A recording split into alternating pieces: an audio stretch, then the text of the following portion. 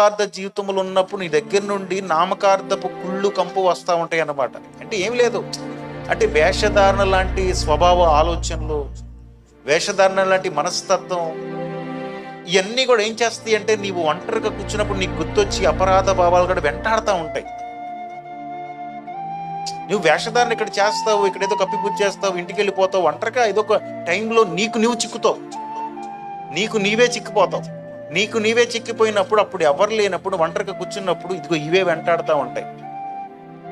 ఒకవేళ నేను ఏమైనా చేసినది బయటపడిపోద్దేమో, లేకపోతే నా జీవితం బయటకు వచ్చేస్తుందేమో, ఏమైనా అయిపోతుందేమో, ఇటువంటివన్నీ కూడా మనసులో కలిసివేయకుండా ఉండటానికి ఏం చేస్తాడంటే దేవుడు ఇట్లాగ తీసుకొచ్చి శుద్ధి చేస్తాడు. దేవుడు వాక్యము చేత ఆ శుద్ధి జరుగుతున్నప్పుడు ఏమవుతుందంటే మరొకసారి తప్పు చేయకుండా ఉండటానికి తగు నిర్ణయాలు తీసుకుంటూ ఉంటాం. వాటి పేరే తీర్మానాలు. బాప్తిస్మం తీసుకున్న తర్వాత ఖచ్చితంగా ఏదో ఒక యుద్ధం ఉంటుంది. యుద్ధం చేయనివాడెవడు? శరీరంతో బ్రతుకుతున్నంతకాలం కష్టాలు రాకుండా ఉండవు, ఏదో ఒక కష్టం వస్తూనే ఉంటుంది. చదువుకునేవాడు చదువుకునే కష్టాలు, ఉద్యోగం చేసేవారికి ఉద్యోగ కష్టాలు, పిల్లలు ఉన్న వారికి పిల్లల కష్టాలు, కుటుంబం ఉన్న వారికి కుటుంబ కష్టాలు, ఆర్థిక కష్టాలు, పిల్లల చదువుల కష్టాలు, మనబళ్ళ కష్టాలు, సమాజంలో కష్టాలు, కుల కష్టాలు, మత కష్టాలు. ఏ ఒక కష్టం మాత్రం ఖచ్చితంగా ఉంటుంది, కష్టం లేకుండా ఉండదు.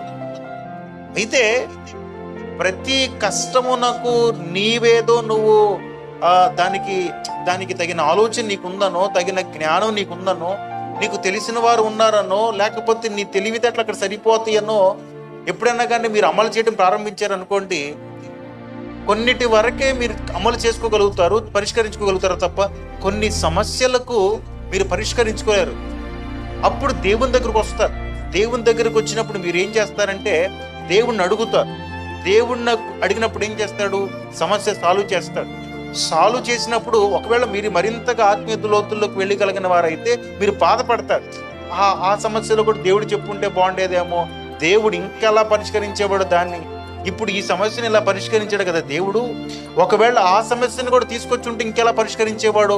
నాకు నేను పరిష్కరించుకోవడం వల్ల ఈ తిప్పలు, ఈ నొప్పులు, ఈ అవమానాలు, ఈ నిందలు ఇవన్నీ కూడా నా మీదకి వస్తున్నాయి.